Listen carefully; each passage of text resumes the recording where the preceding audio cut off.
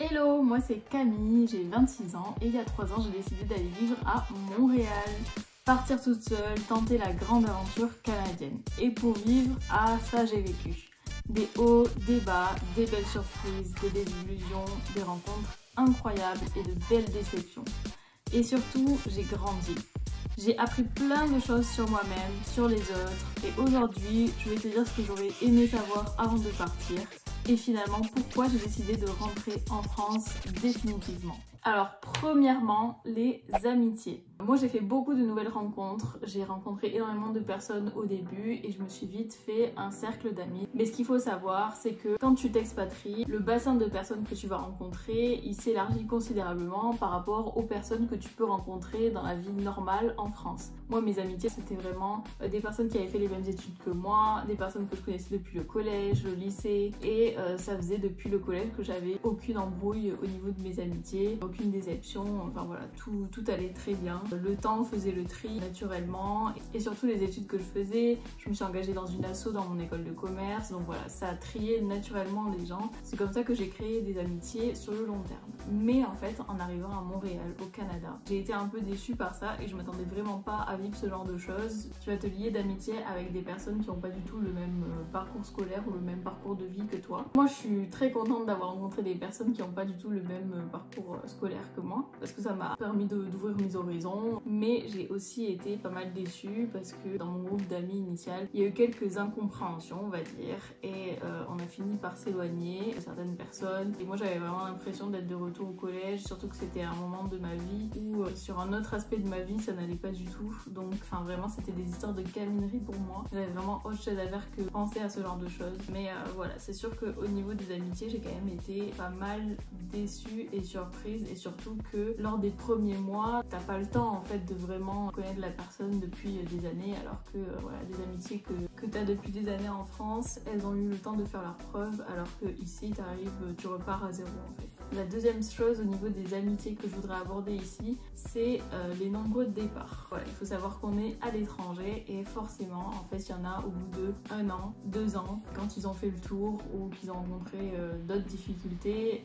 Moi, je me souviens dans les derniers mois où j'étais à Montréal, j'ai vu pas mal de mes amis partir, penser à partir ou prévoir de partir dans les prochains mois. Donc ça, c'est sûr que cet aspect-là de la vie sociale, surtout que moi, je suis arrivée à Montréal toute seule, je pensais pas que ça allait être aussi challengeant. Je suis quelqu'un de sociable, mais vraiment à la fin j'avais cette impression de devoir refaire mon cercle d'amis tous les 2 ans et c'est juste épuisant. Déjà t'es à l'étranger, déjà tu vis pas dans ton pays et en plus c'est sûr que mes amis étaient beaucoup plus français que québécois. Forcément les gens restent moins. Après moi ce qu'on m'a dit au niveau des amitiés pour rester sur le long terme et pour bien le vivre, c'est vraiment de se faire des amis québécois. Personnellement je me suis juste fait des amis québécois à travers le travail. Au-delà de ça, je trouve que c'est quand même très compliqué de rentrer dans la vie des Québécois parce que eux ils ont déjà leur vie ici, ils ont leurs amitiés depuis longtemps, ils ont leur famille, ils ont déjà leur vie et ils n'ont pas attendu que tu arrives pour se créer une vie sociale. Ensuite, deuxième chose au niveau du coût de la vie. Le coût de la vie, ça commence par le logement. Moi j'habitais dans un condo en studio, donc toute seule et dans un logement meublé avec salle de sport, spa, espace commun avec billard, grande terrasse, j'avais un balcon aussi, un lit et je payais pas l'énergie et ça m'a coûté 1400 $. Donc il faut savoir que si tu cherches un logement tout seul à Montréal, actuellement je pense que tu peux pas t'en sortir pour moins de 1200 $. Et en colocation si tu veux quelque chose d'assez potable. Moi j'avais pas d'amis qui étaient en dessous de 800, quelque chose comme ça, ou 700. Au niveau du système de santé, hahaha, quel bonheur. Le système de santé, comment ça fonctionne? Moi je suis allée chez le docteur une fois, donc sachant qu'en PVT tu n'as pas la RAMQ, j'avais une assurance que j'avais payée moi-même. Et donc la première fois que je suis allée voir le docteur, on m'a fait payer des frais d'inscription et frais normal de docteur. Et je crois que j'en ai eu pour un peu moins de 200 $, sachant qu'on m'a proposé un abonnement genre mensuel. Enfin, c'est Netflix en fait. C'est pas, tu vas voir le docteur, bref, ça se passe de commentaires. Et la deuxième fois où je suis allée voir le docteur, j'ai payé 100 $, donc j'avais toujours pas la RAMQ. Et la deuxième fois, mon assurance ne me l'a pas remboursé. Voilà, donc je suis allée me faire voir, bien gentiment. Et ensuite, je suis allée voir le dentiste, et quelle ne fut pas ma surprise de voir le fonctionnement. Non mais c'est une grosse blague. N'allez jamais voir un dentiste à Montréal sans que quelqu'un vous l'ait recommandé parce que vraiment c'est une arnaque. Moi je suis allée voir le dentiste parce que j'ai un morceau de dent qui est tombé, que j'avais rebouché d'un accident de vélo il y a longtemps, de 2021. Et je me balade un jour au supermarché, je sens un truc dans ma bouche. En fait c'était le morceau de dent qui était tombé. Je vais voir le dentiste donc pour un diagnostic. Donc le mec ne m'a pas touché. Il m'a fait payer 97 $ pour une radio et pour me dire qu'il fallait encore plus limer ma dent pour remettre un morceau qui serait mieux accroché. Il était incapable de me dire combien de temps ça allait durer, combien de temps le morceau allait bien rester, etc. Aucune garantie. Et si je voulais revenir au rendez-vous suivant, ça m'aurait coûté 300 $, quelque chose comme ça, enfin bref. Sachant que j'avais 80% de remboursé et un maximum de 500 $. Ça c'était l'assurance de mon entreprise. Bref, en gros, ça m'aurait coûté minimum 80 $. Je lui ai dit, bon, à ce prix-là, vous me ferez bien un petit détartrage. Bah oui, madame, si vous reprenez rendez-vous. Mais oui, mais il y a écrit bouffonne sur mon front. Bref, le système de santé, là, c'est bon.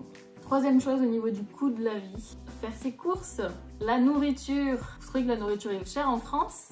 Ha ha ha. Arrêtez de vous plaindre. Vraiment, s'il vous plaît, arrêtez de vous plaindre. Déjà, la nourriture est plus chère. Je sais qu'il y en a qui vont chez Costco. Il faut avoir un abonnement, une carte d'abonnement. Sinon, moi, je vous conseille vraiment d'aller à l'épicerie Segal, avenue Saint-Laurent. C'est vraiment le moins cher qu'on peut trouver en ville. Sinon, je sais aussi qu'il y en a beaucoup plus déter qui font plusieurs supermarchés et en fonction des promotions, ils achètent en fonction des promotions. Et moi, j'ai pas que ça à faire en fait. Je dois passer ma vie à faire les courses. Donc voilà, donc c'est plus cher pour évidemment une moins bonne qualité parce qu'il faut savoir qu'il y a moins de réglementation, il y a moins de contraintes sanitaires. Donc en vrai, je pense que le bio canadien, ça équivaut à la nourriture normale en France. Surtout avec l'inflation, vraiment ça s'est pas arrangé, donc non, c'est bon. Il faut savoir que moi, au début, donc je dépensais un peu sans compter, sans regarder. Il me restait toujours de l'argent sur mon compte en banque. À la fin, j'avais des sous dans mon crédit et j'attendais que la paye tombe pour pouvoir rembourser. Parce qu'au Canada, il y a un système de carte de débit, carte de crédit. Tu payes tout avec ta carte de crédit et tu rembourses avec ce qu'il y a sur ton compte. Quatrième chose, aller au restaurant, commander, c'était vraiment devenu un luxe. Dans les restaurants, il y a toujours des tips et il y a toujours des taxes. Donc si tu prends à emporter, il y a 15% de taxes, mais sinon il y a toujours 15% de tips minimum. C'est-à-dire qu'il y en a, ils te mettent 18% minimum en choix sur la machine là pour payer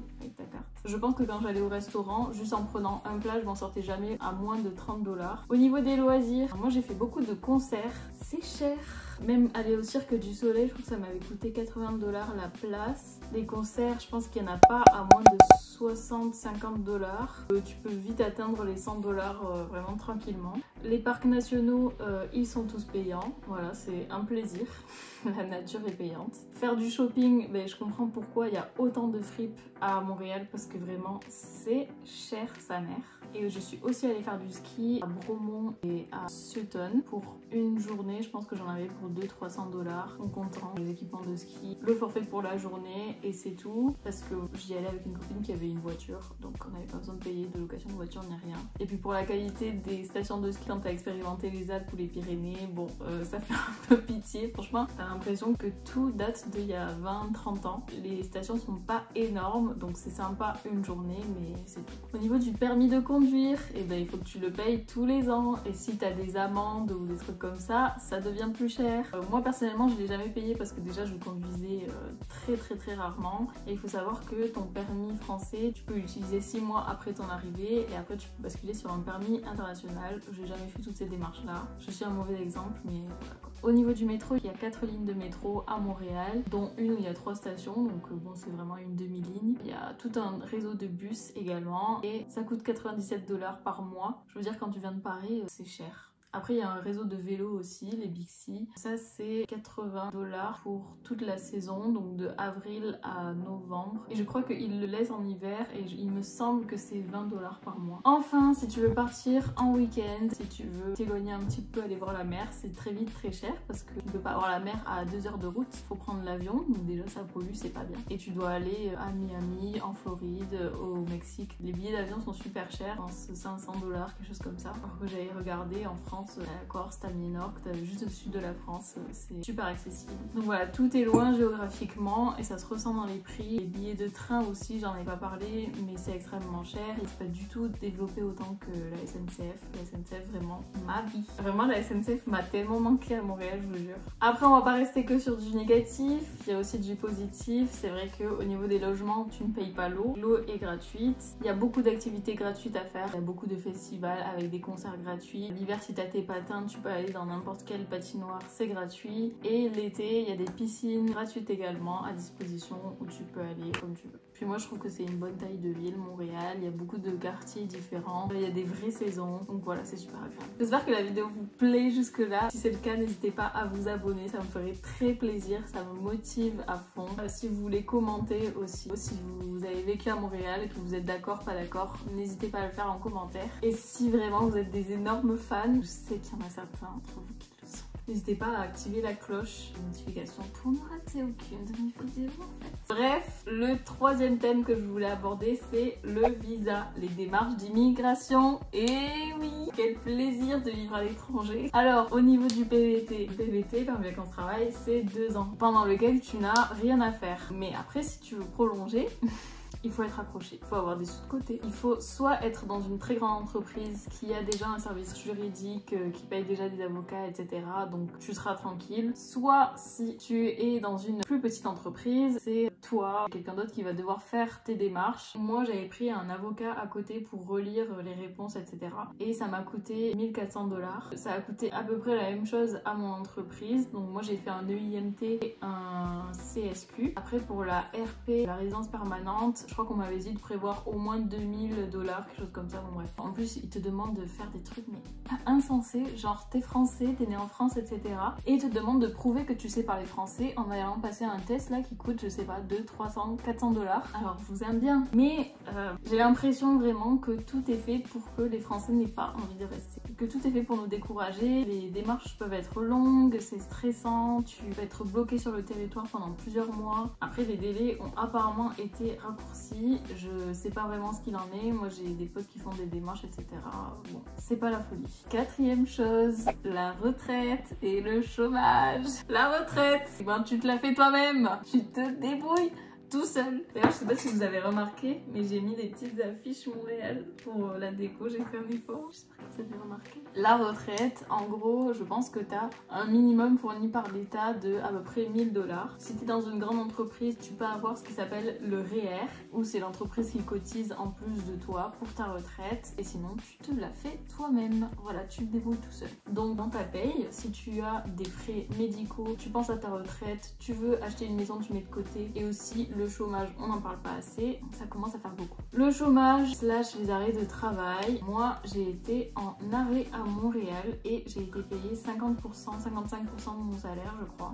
C'est rien. Donc soit vous avez une bonne assurance avec le travail, et moi j'avais des copines dans une autre entreprise, pareil, arrêt de travail, qui ont été payées 75% de leur salaire, donc voilà, ça va entre guillemets. Mais moi personnellement c'était 55%. Le chômage tu peux le toucher à partir de 6 mois dans une entreprise, et je pense que c'est pareil, c'est 55% du salaire, quelque chose comme ça, au maximum de 1200 $ par semaine ou quelque chose comme ça. Donc c'est pas foufou. Ensuite, il y a une chose qui m'a toujours plus ou moins fatiguée. Tu sais jamais comment les choses fonctionnent d'avance. Admettons que tu as grandi en France comme moi, tu es allé à l'école, etc.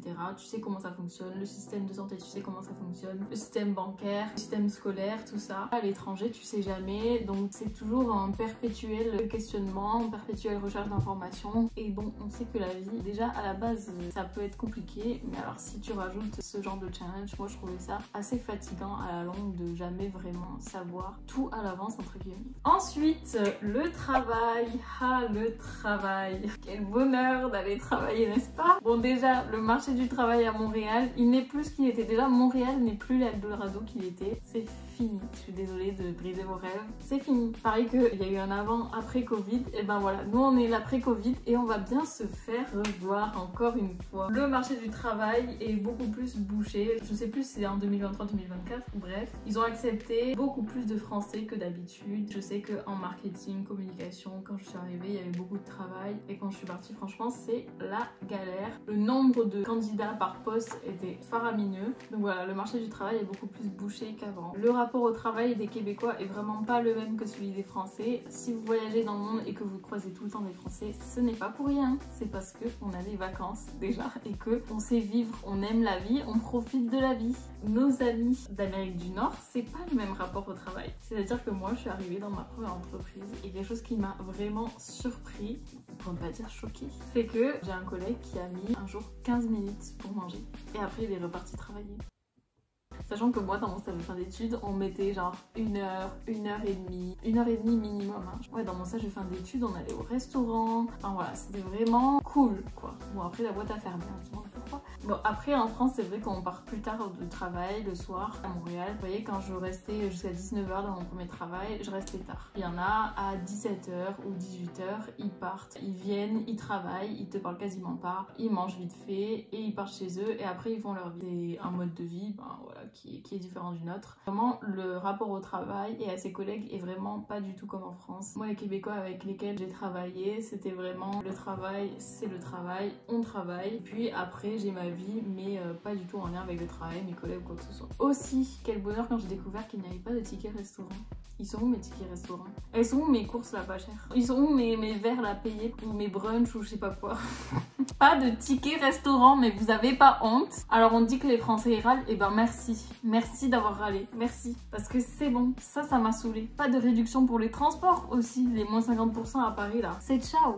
Les vacances, le minimum, c'est 2 semaines. 2 semaines. Donc moi, dans le conseil, je travaille dans le conseil à Montréal, j'ai toujours eu 4 semaines. Dans ma première boîte, on nous proposait de prendre des jours sans solde, entre 5 et 10 jours. Donc j'en ai pris également, mais voilà, sans solde, t'es pas payé. Avec tout ce que t'as à payer déjà à la base, j'ai même plus envie d'argumenter. Je sais pas si vous êtes d'accord, je pense qu'il y a des gens qui me connaissent et qui ont vécu du coup à Montréal, qui vont regarder cette vidéo. N'hésitez pas à me dire en commentaire si vous êtes d'accord. L'algorithme vous remercie. 6e aspect que je voulais aborder, l'hiver à Montréal. Bon, l'hiver est très long, c'est un secret pour personne. Il faut savoir que jusqu'en décembre, c'est à peu près les mêmes températures qu'en France. Et après, janvier, février, là, on peut atteindre les moins 40. Mars, ça s'adoucit un peu, mais il y a toujours de la neige. Et les dernières neiges, ça vient avril, fin avril. Je crois qu'il y a une année où j'y étais, où on était le 25 avril et il a neigé. À la fin, tu n'en peux plus. Aussi au niveau du soleil, le soleil se couchait à 16h, 16h15. Je crois que c'est en décembre. Ça, c'est très compliqué, franchement, pour le moral. En plus, moi, je suis pas une lève-tôt. Le week-end, grasse matinée. Ça, c'était compliqué. Aussi, les 2 dernières années où j'étais à Montréal, il a pas assez fait froid. Il y avait trop d'irrégularités par rapport aux températures. Les lacs ne gelaient pas assez. Et moi, j'aurais trop voulu aller patiner à Ottawa sur la plus longue patinoire du monde. Mais j'ai pas pu. Mais encore, je vous dirais que franchement, l'hiver, ça a pas du tout été le pire pour moi. Enfin, ce que j'aurais aimé savoir, c'est à quel point l'éloignement avec ma famille serait compliqué. J'ai quand même vécu des moments assez compliqués à Montréal et t'es vraiment seul face à toi-même pour les résoudre. C'est-à-dire que tu peux pas décider de démissionner comme ça parce qu'il y a personne qui va payer ton appart, il y a personne qui va te dire bah oui, rentre chez papa et maman, ou il y a personne qui va t'aider à, je sais pas, déménager ou quoi que ce soit. Alors oui, t'as des amis, oui, ils seront prêts à t'aider, etc.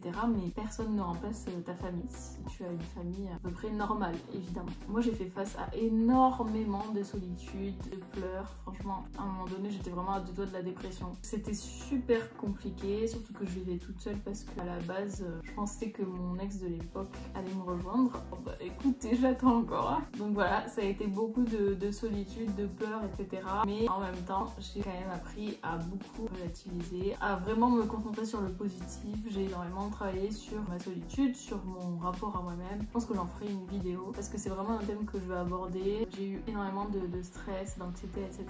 liés notamment aux démarches d'immigration, au travail, à la solitude, etc. et au fait de pas être vraiment chez moi, enfin de pas être dans mon pays natal, disons. Donc ça a vraiment été super compliqué. Par rapport à la famille, il y a aussi beaucoup eu cette impression de rater des moments de vie, de pas être à côté si quelque chose arrive. Moi, le premier jour où je suis revenue en France, on m'a annoncé le décès de quelqu'un de ma famille et en fait j'étais juste contente d'être là avec ma famille. C'est tout bête, mais enfin voilà, quand t'es loin, t'es détaché énormément, t'es pas là pour les tiens. Ouais, franchement, juste pour ça, je regrette pas d'être revenue en France. Et enfin, il y a aussi le décalage horaire qui est de 6 heures, donc c'est pas énorme, mais quand toi t'as fini ta journée de travail, ben il est déjà minuit, 1h, 2h en France. Des fois, dites-vous, j'attendais qu'il soit minuit, 1h à Montréal pour pouvoir appeler ma mère, tellement j'étais en PLS dans ma vie. J'attendais qu'elle se réveille juste pour pouvoir lui téléphoner, enfin bref.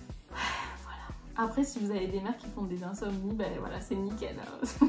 Mais je vous le souhaite pas quand même. Bref, conclusion, je dirais que ce que j'aurais aimé savoir avant de partir à Montréal, c'est que je ferai face à toutes ces difficultés au niveau beaucoup de la solitude. Le coût de la vie, j'aurais pas forcément pu le deviner. Je pense que si j'avais su, ben déjà je serais allée en colocation et j'aurais pas pris un logement aussi cher, ça c'est sûr, mais bon, je savais pas qu'il y aurait autant d'inflation, etc. Au niveau des amitiés, c'est clair que je m'attendais pas à ça. C'est la vie, j'ai aussi rencontré des super personnes et pour ça je regrette pas du tout. J'ai énormément appris sur moi-même, j'ai appris à me débrouiller par moi-même, j'ai vraiment appris à me relever quand vraiment je pensais qu'il n'y avait plus rien à faire. Mais quand t'as pas le choix, t'as pas le choix, hein. Quand t'as des deadlines au travail, bah écoute, tu te lèves, c'est horrible.